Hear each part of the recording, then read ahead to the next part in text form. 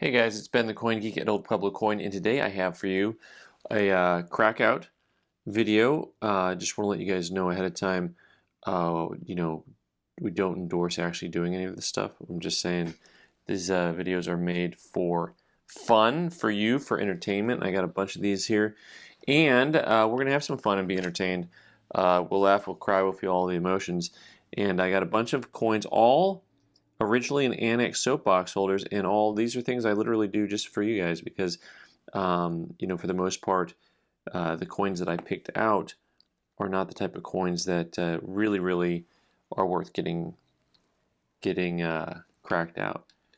And by that I mean, well, we'll do some math later. This is a 1950 proof nickel, and it was an ANACS proof 65 holder, and I thought it was really a lovely coin. And so we went ahead and took a look at it. Now, I guess sometimes people could crack things out, if they wanted to play around, just because they'd prefer to have their coins in ANACS holders. Pardon me, out of the ANACS holders, they prefer the NGC holders. And they think that they will more than cross over. They think that they might upgrade. So, maybe you'd consider just going ahead and cracking them out. Also, of course, NGC does not cross ANACS holders. So we got a proof 65 and we got a proof 66. So we got an upgrade on the first coin. Of course, that's a big $5 bonus right there. These coins were sent in through the economy service, and it only took about 2 months, which is interesting because I have other stuff that was out for 4 months that was on standard service. So this one was fun. I like Roosevelt dimes a little bit. 1948S. This is a variety coin that ANACS had called an MS65, and I like Roosevelts when they've got that really cool tone to them, a little bit of album toning going on. 1948, and this is the S over S variety, and a little bit hard to see exactly what you're looking at there. I'm going to zoom in a little bit, get out my other loop here, and see if we can see a little bit better what that S over S looks like. And you can just really make out portions of a second S inside the first S. Not so handy, not so dandy on that video work right there. But we did take an MS65 and go to an MS66 full torch, which are the bands on the torches, just like on the Mercury dimes. You want to see a complete line across that torch, which they already are really soft, like the design on the oak leaves and the olive leaves are very soft. Same thing with the torches. The torch branches, the torches themselves are not that deeply struck. This one's a little bit of a mystery as far as what it might be worth, because that is the new and improved top pop for that coin. So, I mean, that's kind of fun, right? You have a little mini variety and go top pop on them. Here is a 1940S dime that ANACS had graded MS65. Something else with kind of a lovely little tone to it. The prices I'm throwing around here, by the way, are just from the gray sheet. They're not necessarily the end-all and be-all. Sometimes the gray sheet's accurate, sometimes it's not. That proof nickel was a gray sheet at like 55 and 60 respectively between the two grades. That's why I said it was +5.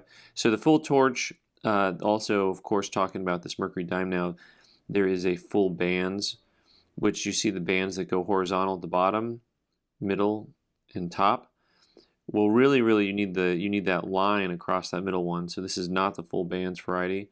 This does have some lovely toning to it though. Just a real pretty coin. 1940S. Also a 1-point upgrade.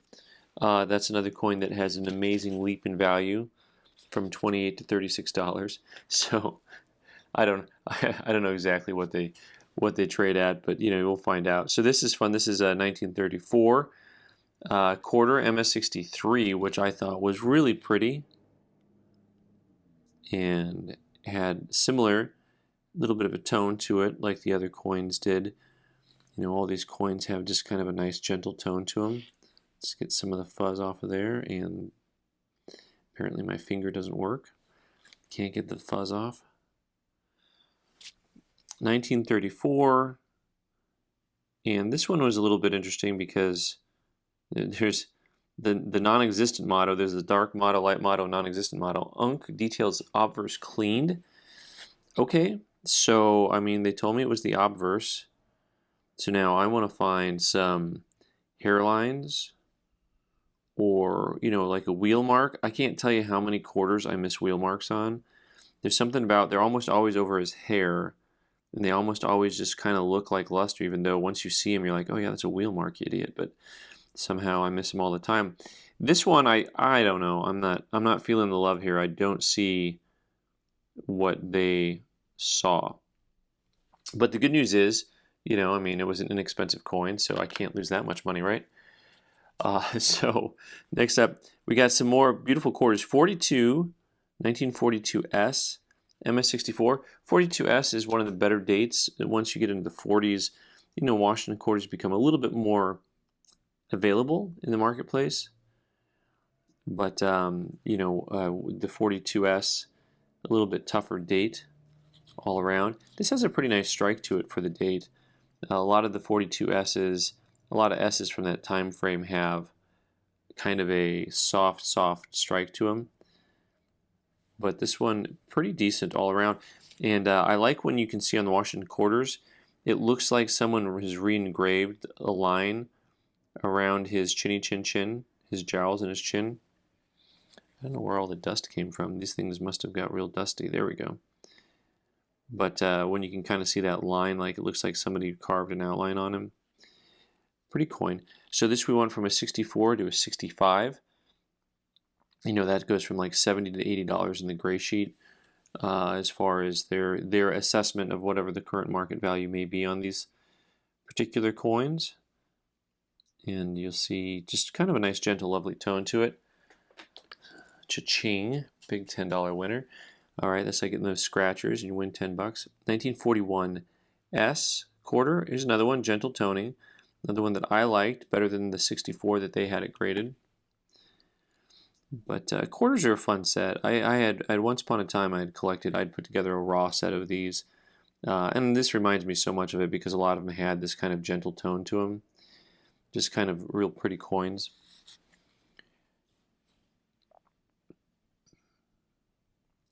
Kind of a blob of a mint mark on that guy. And you can see this one has just a little bit softer strike than that 42 did. But still a nice strike for the coin MS65. So that's another upgrade. Gray sheet from 42 to 48. I mean, count all those dollars just piling up there. See the quarters piling up. Here's a 1936 that they had graded MS65. And of course, generally the rule for quarters is whatever grade you think it is, bring it down a grade. So I had to really like this coin. What's fun about this coin is all the die polish. Look at the die polish on this thing. So all those lines in the field, they're just flying every which way. I'm going to take a little closer look at that. I find die polish to be pretty fun. Just to see, you know, so there's certain coins that have a ton of it, and then there's other, like the pan pack half, for example. But there's other coins that you don't always see a lot of die polish on, so when you see them, it's pretty interesting. I actually was really intrigued when I found some silver eagles with die polish on them because I thought that was really unusual. So the good news is we went from a 65 to a 65. That's better than going from a 65 to that, whatever that is, right? So the good news is here that, you know, if you take, what did we have, like, what did we have? We had like 7 times 20 plus some shipping and handling, that's $140. And then we were, let's see, we were plus 5, and then we were plus, maybe this is plus, I'm going to call this plus 50 on the big coin there, that S over S, plus 8, minus 10, plus 10, cross each other out, plus 6, plus 0, carry the 3, borrow $5 million, and I think I made some money today. I'm running for Senate. All right, cool.